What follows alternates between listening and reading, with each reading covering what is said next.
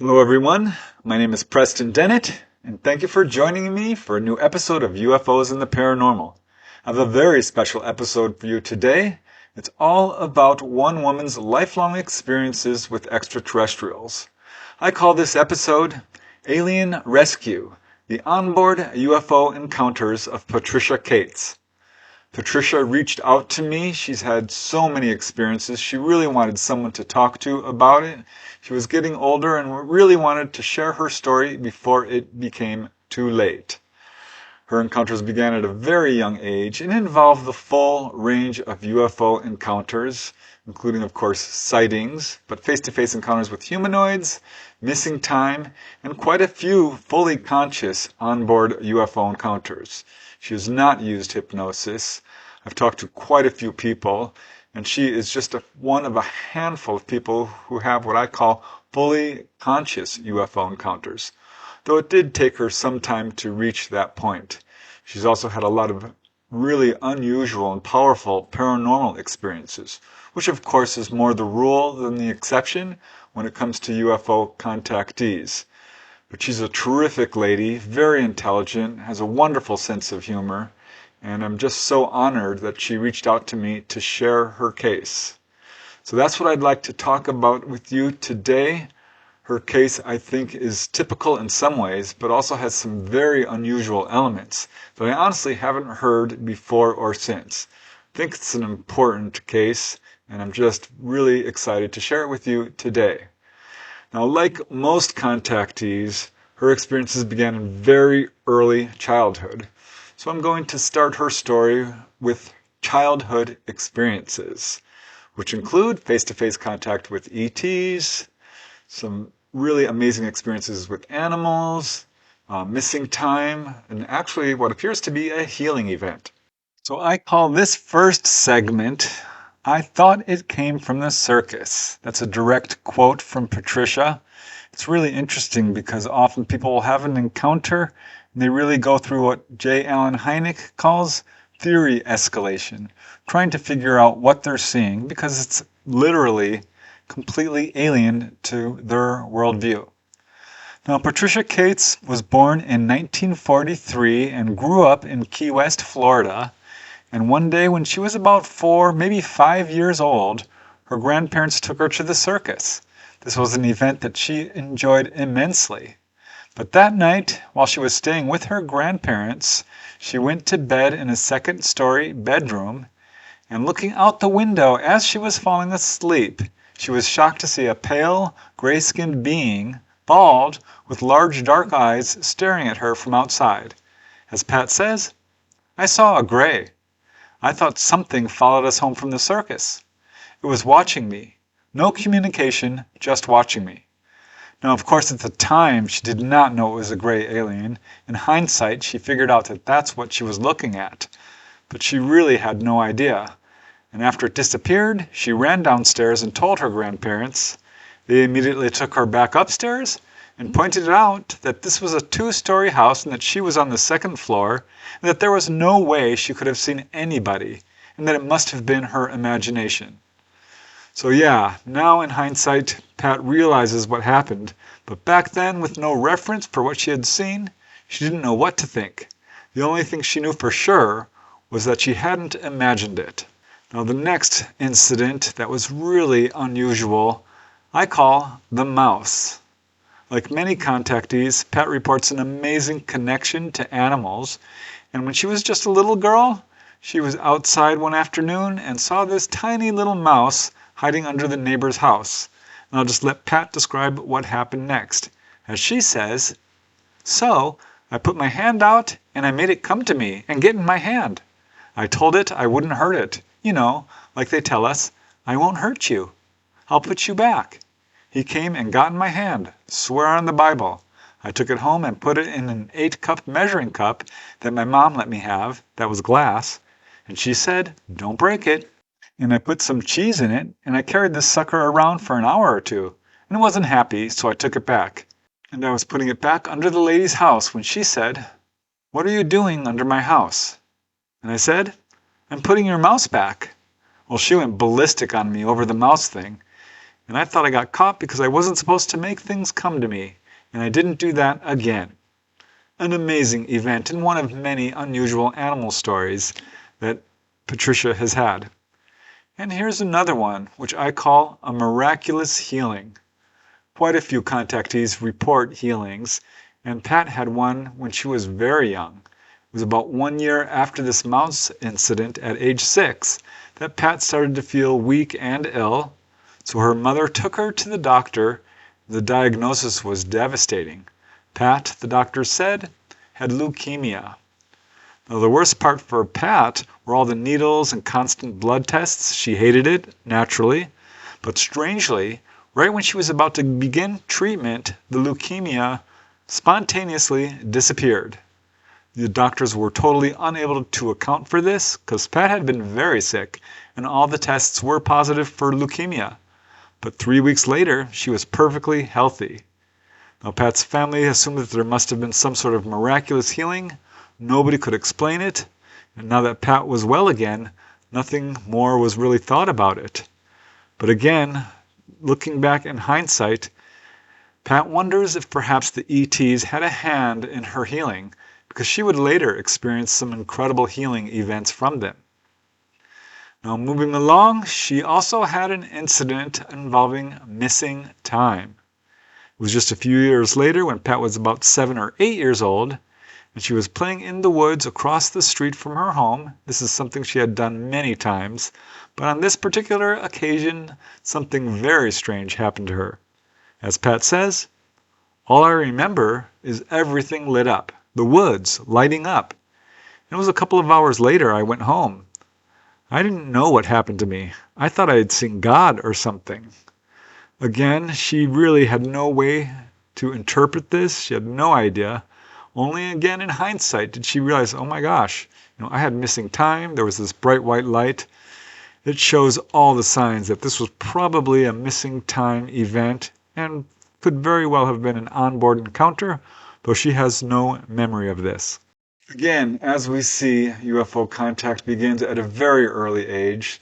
So here's Patricia already having quite a few very unusual experiences, seeing ETs, having missing time, this absolutely amazing connection with animals, something almost all contactees report. At this point, she's still not entirely sure what's going on. She knows there's something strange going on, but she's not connecting the dots to herself being a UFO contactee. So this was just the beginning for her. As she grew up into an adult, she continued to have all kinds of really odd experiences. So I call this next segment, The High Strangeness Continues, because absolutely in Patricia's case, the experiences were quite numerous and very much unexplained. I call this next segment Missing Time. And again, this is something most contactees will experience at one time or another. And it was certainly true for Pat, not only in her childhood, but as she grew up into an adult.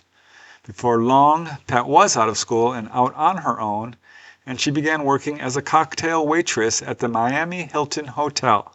She also had aspirations of becoming an actress, so she and another friend, also a hopeful actor, would often go out on auditions together, or other times would just go out to eat and socialize. And it was during these trips together that they began having this problem with missing time over and over again. As Pat says, I used to get off work and I would go pick her up, and we would go to Orlando, and we would never get there. We'd wake up on the side of the road. We had gone to sleep and woke up in the car and never got anywhere.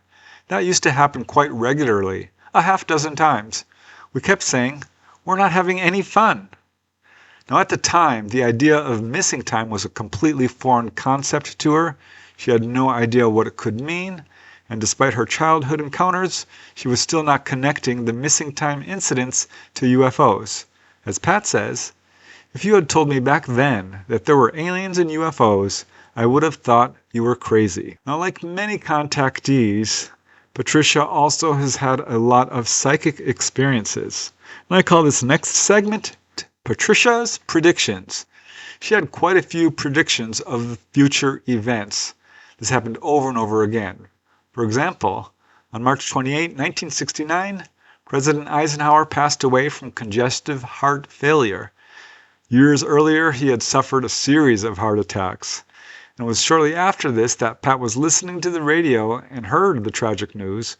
Suddenly a voice came into her head telling her that Eisenhower would remain alive for 6 more months. And this, of course, turned out to be a prediction that was true. Now, this same voice also told her that when she heard about an occult class being taught in Miami, she was to sign up for the class. This was not something she was thinking about. She didn't even know about it. But 1 week later, Pat was driving to work when she heard an advertisement about this class on the radio. And remembering what the voice had told her, she decided to sign up.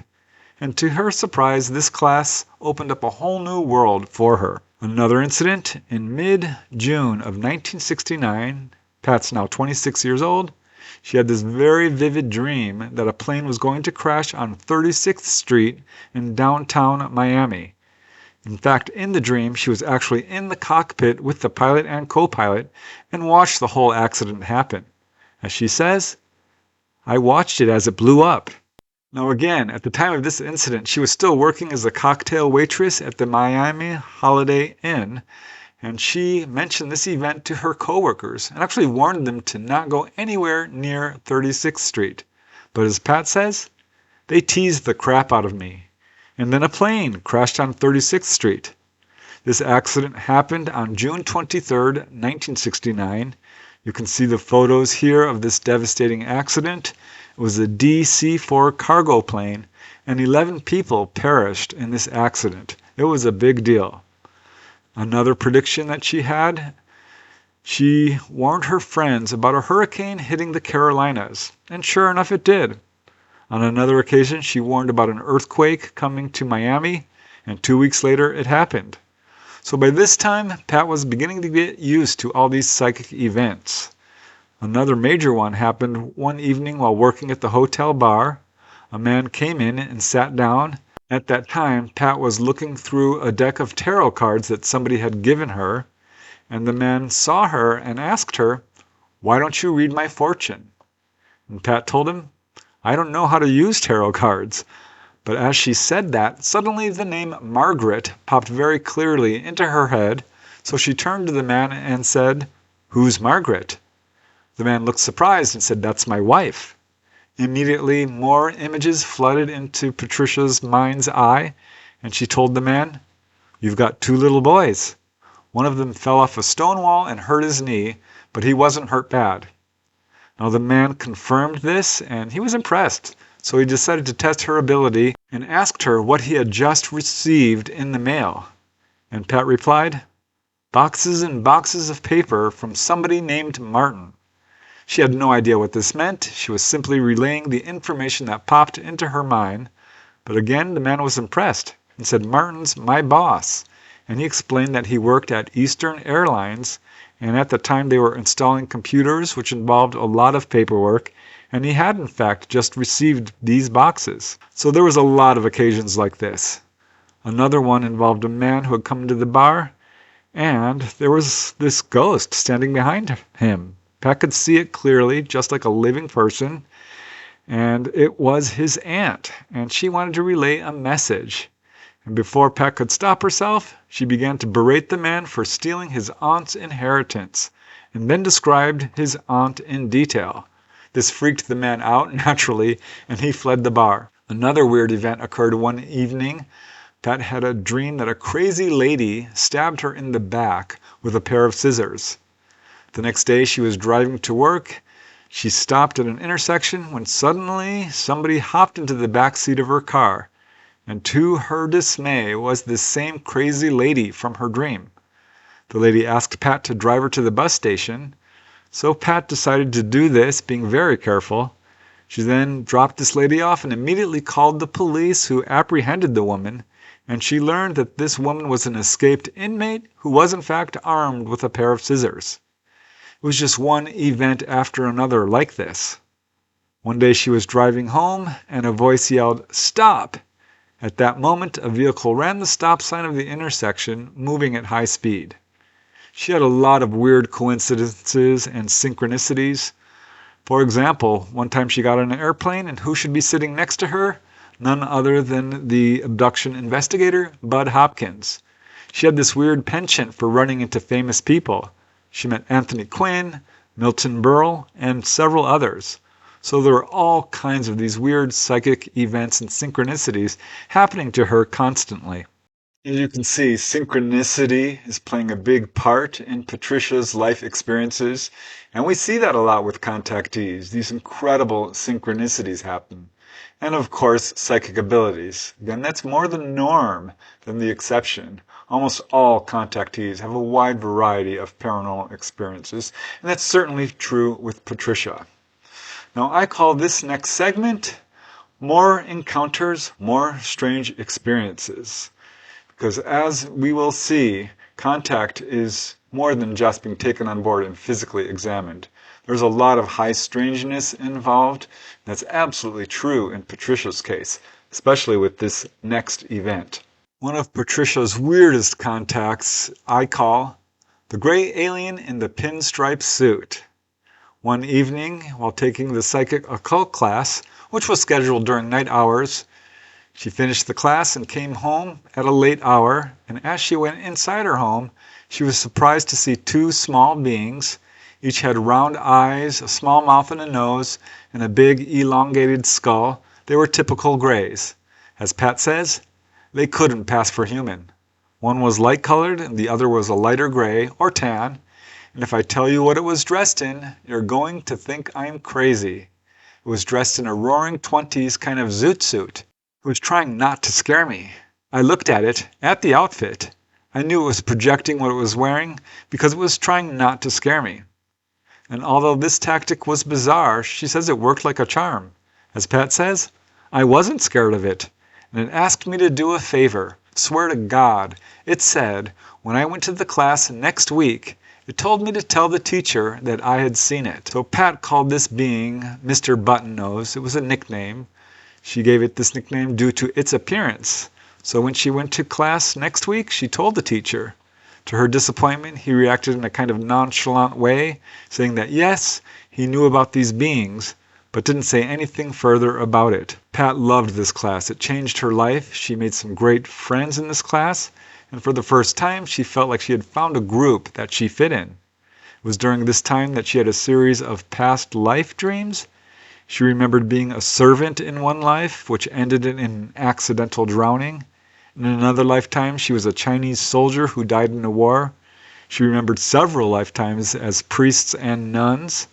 So this past life recall became another weird part of the paranormal events she was experiencing. She also learned about out-of-body experiences or astral travel, which she began experiencing. There was a whole period of time during which she had repetitive astral projection experiences, OBEs, where she was taken to what looked like a temple, similar in construction to Grecian architecture. And while she was there, she would be taught on a variety of subjects. Later, Pat moved with another friend to central Louisiana, finally settling on the shores of Lake Eot near Grant Parish. And on several occasions while she lived there, she and her friend repeatedly saw strange lights over this lake. So another whole period of her life involved repetitive UFO sightings. How amazing is that? I'm particularly intrigued by the time Patricia came home and saw one of these gray ETs dressed up in a pinstripe suit. She's certainly not the only person who has told me about events like this. There's all kinds of costumes ETs sometimes put on, which, as Patricia thought, I also think, is to sort of reduce the fear factor. Or maybe it's a form of ET humor. I don't know. Whitley Strieber also reported this. Also, the constant UFO sightings, that's absolutely something that the vast majority of UFO contactees experience. But now I want to talk about Patricia's main UFO encounter, the one that really impressed her the most. It's so unusual. And this I call the alien rescue.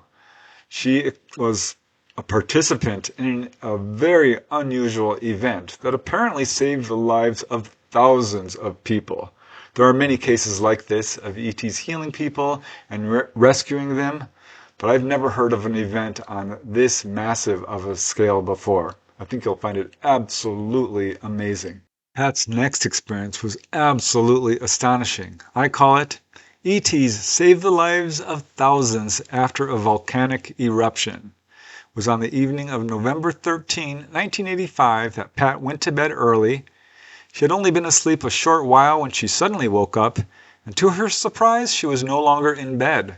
Instead, she was absolutely shocked to see that she was now wide awake, strangely calm, and standing on this flat area looking down at a steep incline at what appeared to be a town or village of several thousand people. It looked like it was daytime, perhaps early morning, she couldn't really tell. The village, however, was filled with brightly painted stores and shops and homes, and was just a few hundred yards away from her, divided by a very small river. As Pat says, I was looking down at a small city. I didn't know where I was, but I knew it wasn't the United States. I was waiting for somebody. I didn't know who I was waiting for, but I was looking down at this city. Now the area around it looked lush and tropical, and it kind of reminded her of Mexico or somewhere in South America.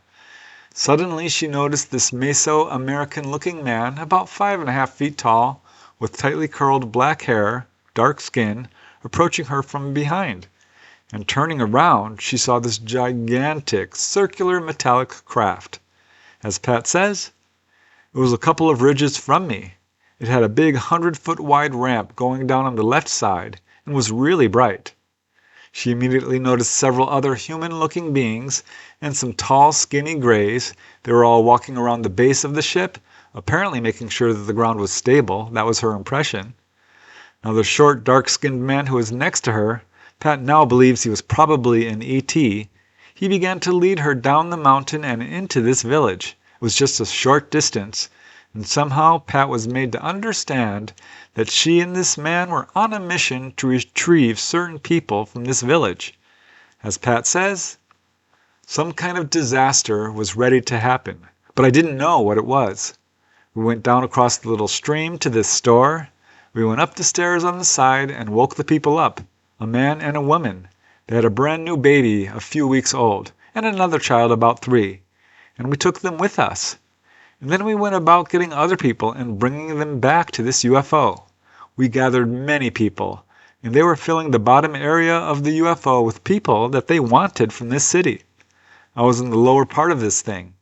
It had about a 16-foot column that ran up the middle of it, and a white railing around it, and they were putting them in that lower area. So per Pat, they made several trips till this object was almost filled with people. As Pat says, they picked up anybody they could, or anybody who would follow us up there, and put them in the bottom couple of decks. It had a lot of different decks, and we packed these people in. After doing this, Pat was then taken to the upper level of the craft. She now saw that there was another craft further upstream. She said the lower level was so bright that it kind of hurt her eyes, but the upper level had a more pleasing illumination. As she says, it was lit in a soft pink light that didn't hurt your eyes. There was a curving kind of a wall that had a bank of all red lights. It looked like square boxes built into it where they could touch places on it. The crew on this thing looked just like us, except they were wearing blue jumpsuits. Pat estimates that there were about 30 ETs, both human-looking and grays, aboard the craft. All the human-looking ETs wore blue jumpsuits. Interestingly, she noticed that they were of different ethnicities: white, black, Asian, and more. Now these two craft stayed there, waiting for this mysterious disaster to occur, when suddenly there was this huge volcanic explosion, and shortly later, a huge flow of mud, rock, ice, trees, debris, and dead bodies came hurtling down this riverbed. To Pat's amazement, the UFOs lifted up and hovered above this horrendous disaster scene, and then came slowly down in a falling leaf motion and began scooping people up from the mud flows and into the craft. As Pat says, when that first wave came, the craft, came back down.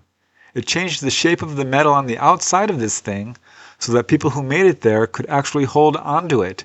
It changed its outside metal configuration into a railing kind of thing and a flat area where people could climb on. They collected these people. There were 3 waves, the first one being the worst. There was nothing left after that first one except some people that had made it to higher land. So these UFOs picked up people both before, during, and after this volcanic disaster. Following the initial landing and wave of mud, the object came down twice, rescuing as many people as it could, the second time saving people from the active mud flows, and the third time picking up only a few remaining survivors who had made it to higher ground. Now, Pat has no idea why the ETs brought her there or why she was so docile and obedient.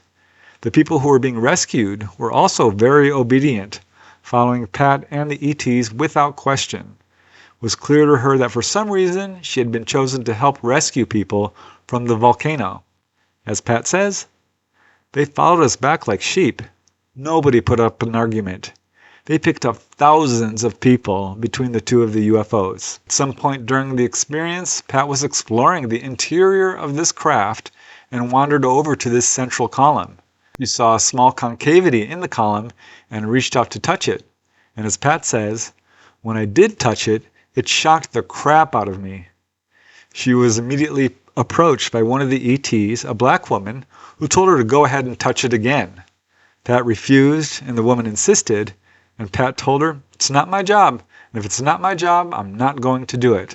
So this woman finally stopped pestering her. The last thing Pat remembers is being escorted off a little 2-person-sized craft by one of the beings in the blue jumpsuits, a gray, and as the ramp opened and she began to walk out, this tall gray asked her, "Do you know what your gift is?" Pat had no idea what he was talking about, and feeling stupid because she didn't know, she said flippantly, "If you're so smart, why don't you tell me?" The being did not reply. She felt if she had not been such a smart mouth, the being might have answered her question, but she did have the distinct impression that it was amused. As she says, "I don't know how to explain that. It didn't smile, but I think inside it was laughing at me." The next thing Pat knew, it was the next morning, and upon awakening, she instantly recalled what had happened, and it was another of what she calls her UFO dreams. Of course, she knows these were more than just dreams, but that's kind of how she dealt with it. But in this case, she would soon have proof that it wasn't a dream.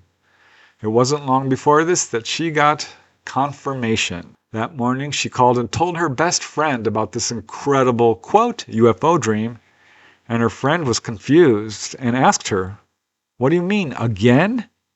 So Pat was also confused by this response and asked her, "What do you mean?"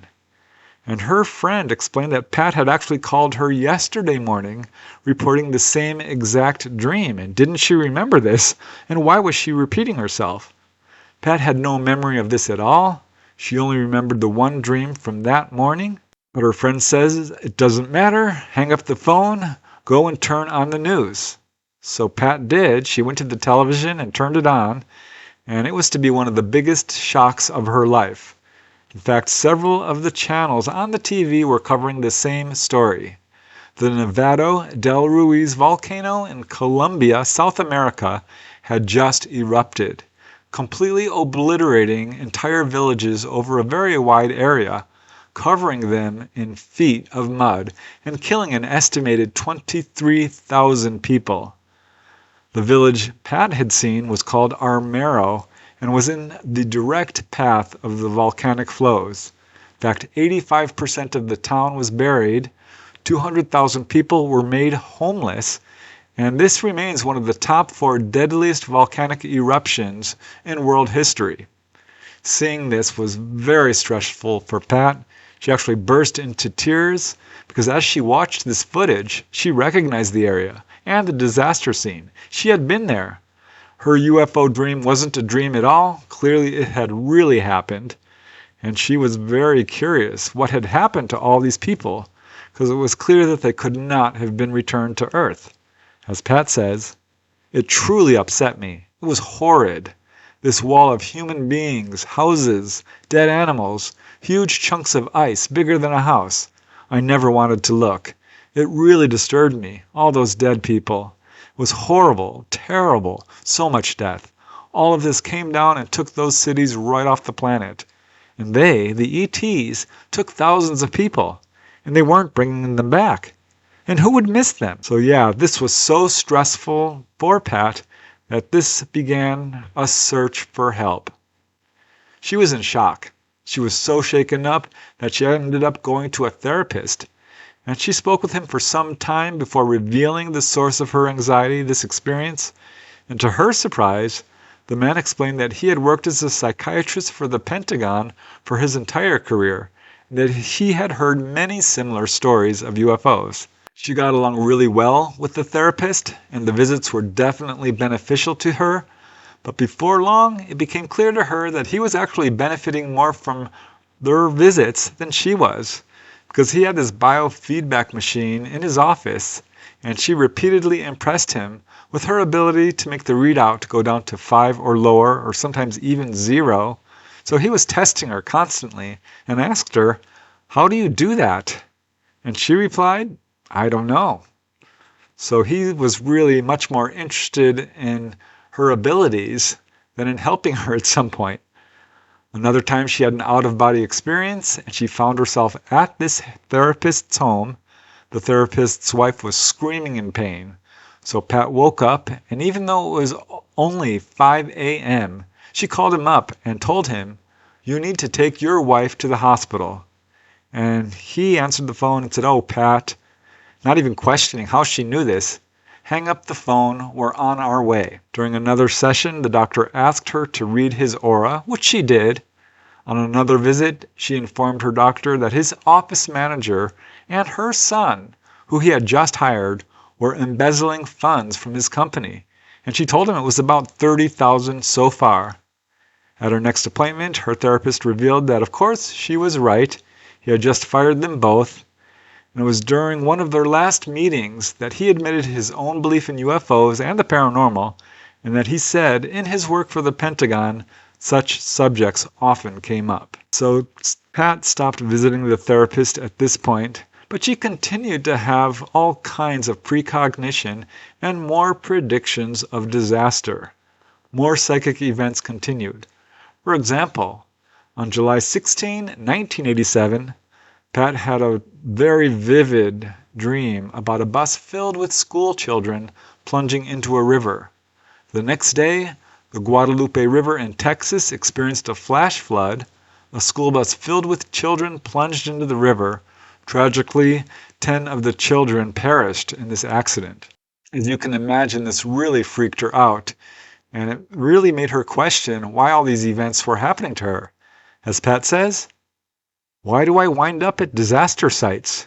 It's like my job. I don't know. These things happen all my life. It's like something has always taken care of me my whole life. When something bad was going to happen, I would be removed from wherever I was at. I would be removed from the situation. Something would happen where I had to go somewhere, or I couldn't go that day. I was always kind of not present for some reason."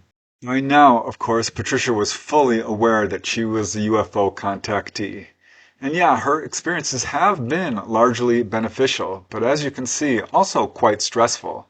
That event, being involved in the rescue, was a really good event, but it was extremely stressful for her and really caused her all kinds of emotional problems dealing with seeing all these people perish and apparently be rescued as well.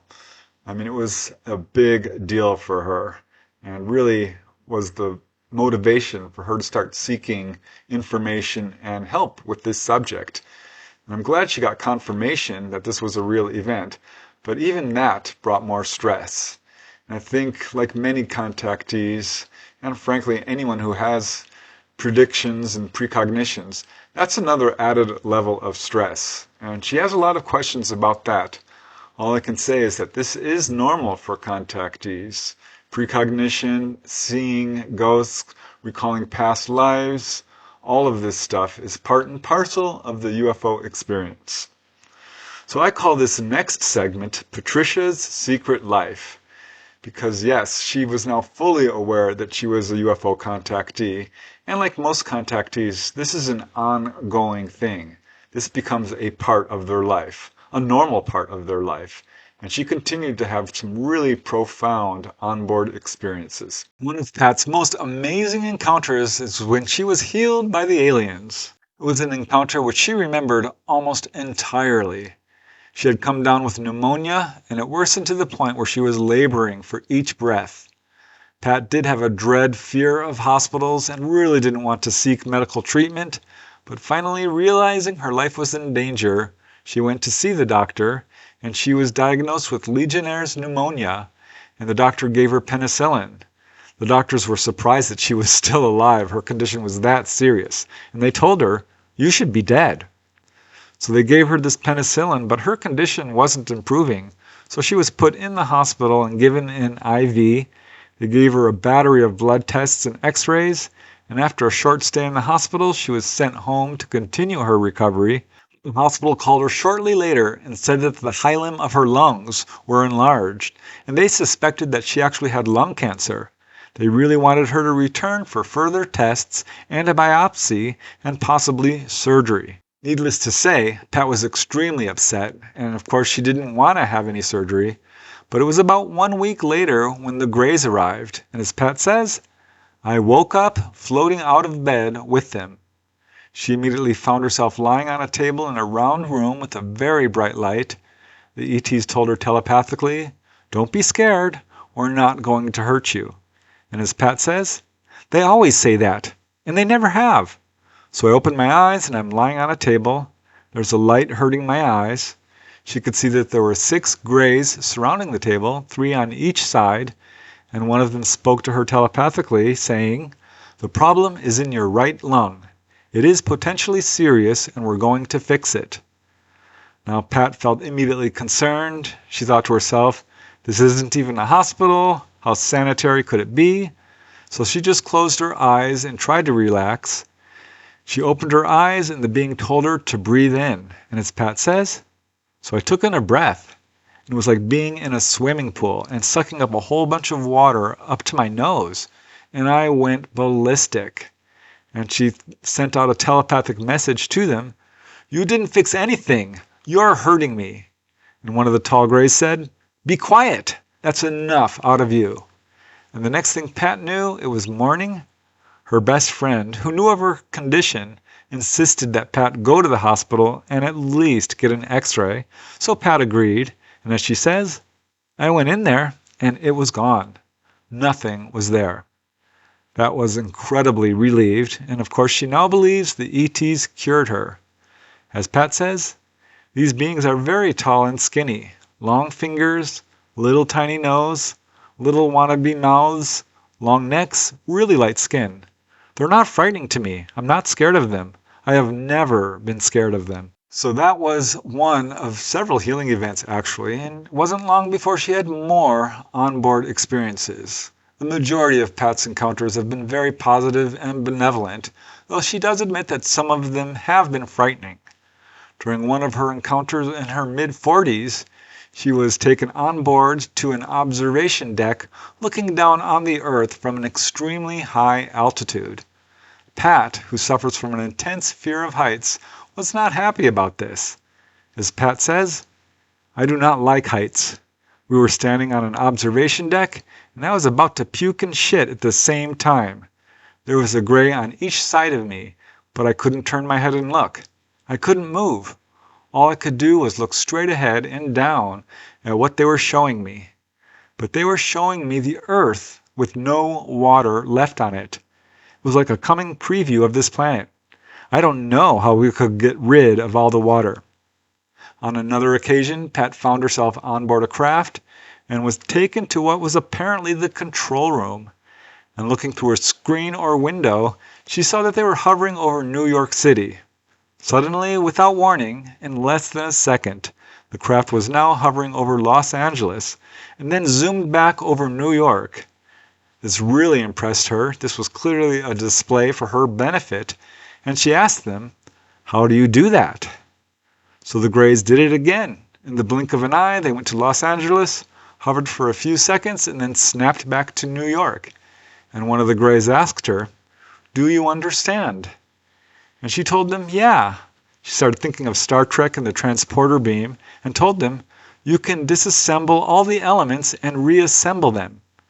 And one of the Greys replied, "No, you don't have it right yet." And they continued to repeat this same cross-country maneuver for a third time, traveling between New York and Los Angeles. And then, as Pat says, then it put the answer in my head. And she told the ETs, "I got it." And the answer amazed her. As Pat says, they expand and contract space, is what it told me. They have the ability to expand and contract space. They don't have a propulsion system like you would think of it, an engine or a motor. It's not the object itself, it's the space around it that they move. So that was one really interesting encounter for her, where the ETs explained a little bit how they maneuver their craft. She had another really amazing encounter, which she calls a trip to Egypt. This encounter was so bizarre and incredible that she honestly hesitated to reveal it. As Pat says, "They took me underground somewhere, where the pyramids are, Egypt. I was in this pyramid, and I was waiting for someone.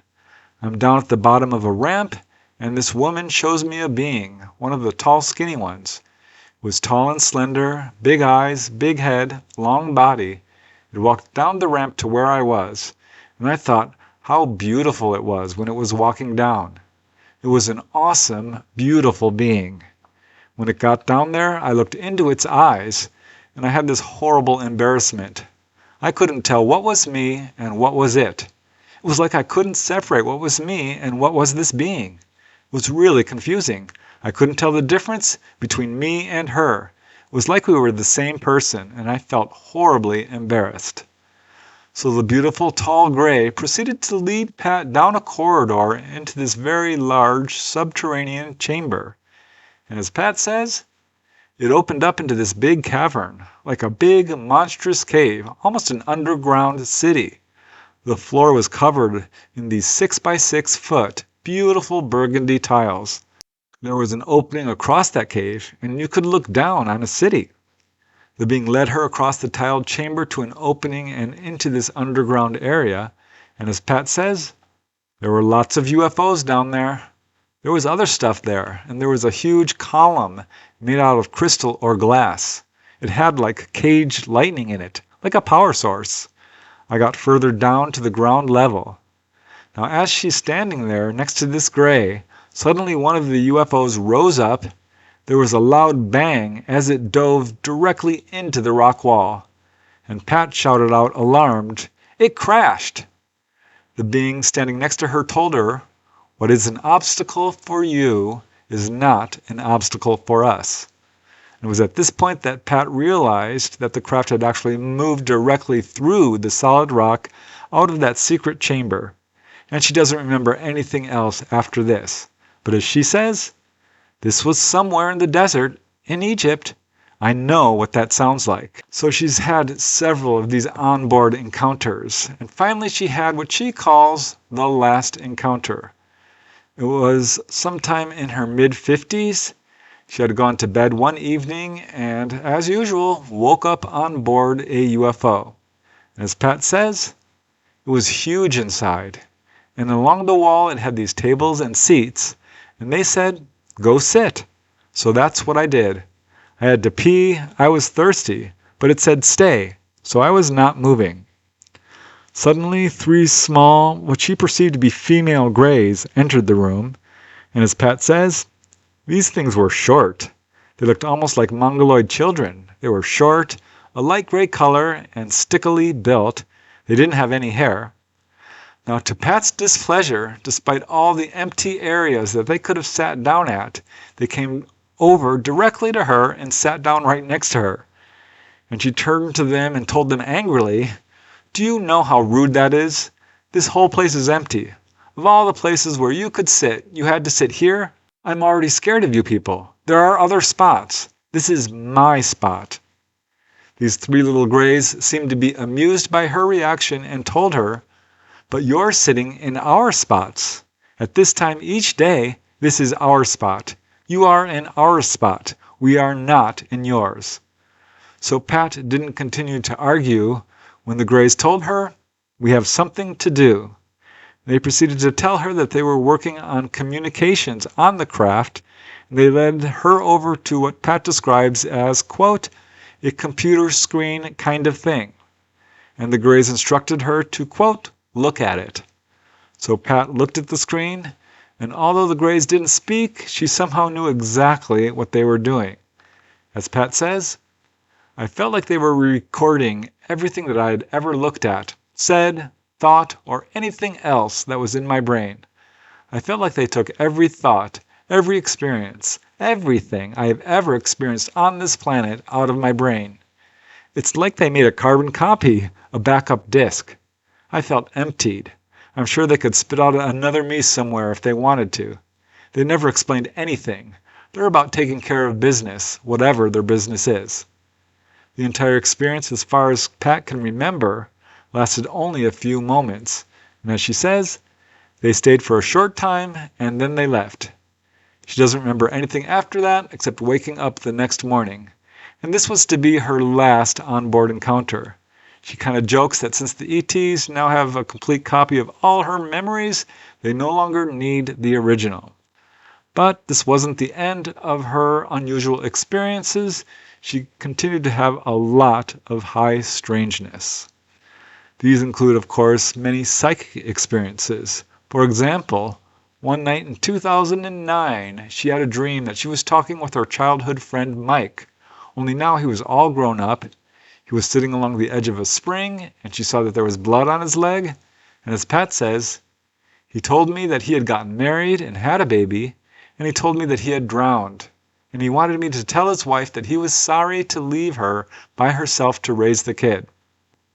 So Pat was shocked by this dream. She knew there was something to it. So she called up her brother and asked about Mike and was he okay? And her brother said, no. I was at Blue Springs with him yesterday and he drowned. So that is Pat Cates' experiences. Pat has now left this world for the great beyond. She died in 2017. She was 74 years old.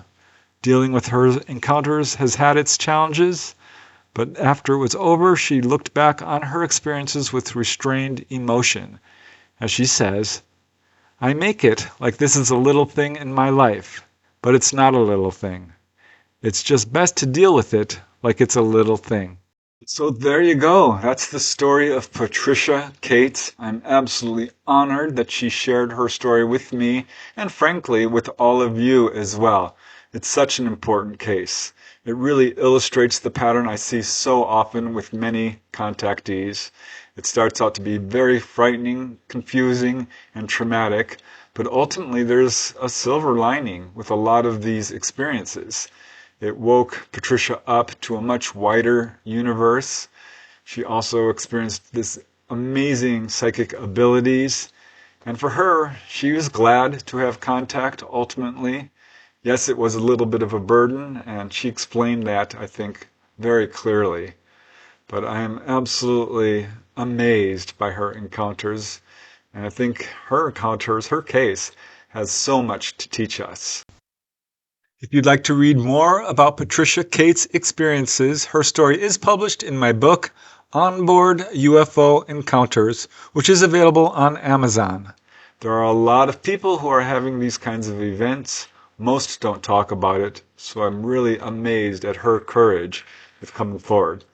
So thank you once again for watching. I truly appreciate it. I hope you're doing well. And until next time, keep asking those hard questions, keep searching for the truth, and most important of all, keep having fun, and I will see you next week.